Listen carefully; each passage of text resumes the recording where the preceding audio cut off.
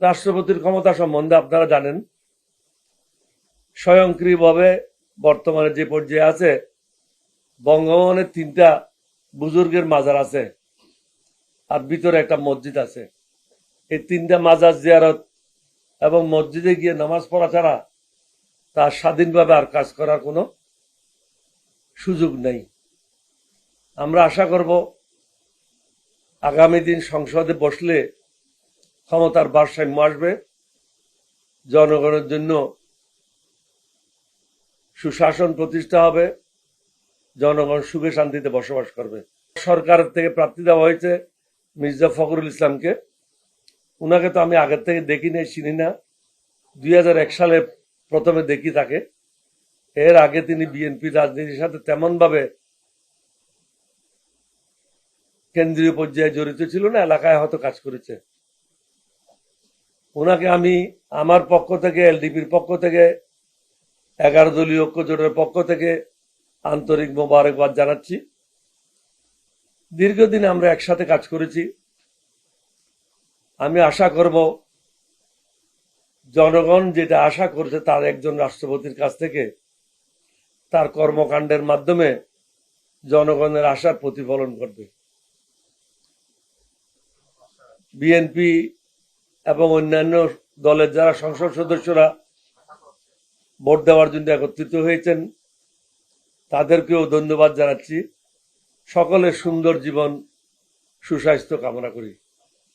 সবশেষে বলবো, আল্লাহ যেন দেশটা সঠিক পথে পরিচালনা করার সবাইকে তৌফিক দান করেন। মানুষ যে কষ্ট পাচ্ছে, জনগণ যে দুর্ভোগে আছে, তাদের দুর্ভোগ যেন লাঘব হয়, মানুষ যেন সুশাসন থেকে বঞ্চিত না হয়, সুবিচার থেকে বঞ্চিত না হয়, এটা আমাদের সকলকে নিশ্চিত করতে হবে।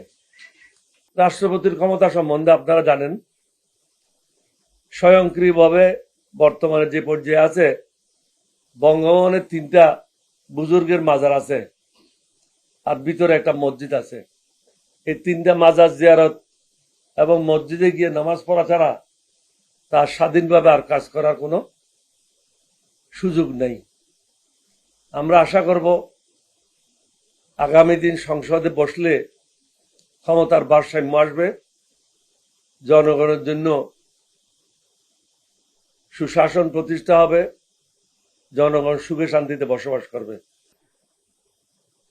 শহীদদের রক্ত বিতে গেলে হবে না। আমাদের অনেক ছেলেমেয়েরা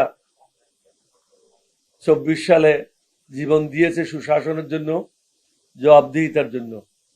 সকল ক্ষেত্রে যদি সুশাসন এবং জবাবদিহিতা নিশ্চিত না হয়, এই দেশে কখনো মানুষ সুখে শান্তিতে বসবাস করতে পারবে না। আপনাদের সবাইকে ধন্যবাদ। আমাকে যারা সমর্থন করেছে তাদের সবাইকে ধন্যবাদ। আপনারা দেখেছেন অনেক সংস্থা তারা জরিপ পরিচালনা করেছে, সার্ভে করেছে। সার্ভের মধ্যে জনগণ আমাকে 68% থেকে 70% ভোট দিয়েছে।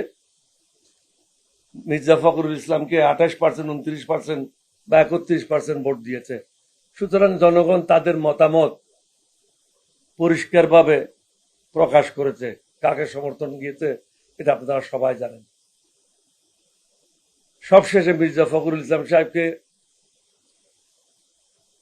রাষ্ট্রপতি হওয়ার জন্য আন্তরিক ধন্যবাদ জানাচ্ছি। একসাথে অনেকদিন কাজ করেছি। আপনার কাছ থেকে আমরা অনেক কিছু ভালো জিনিস আশা করি।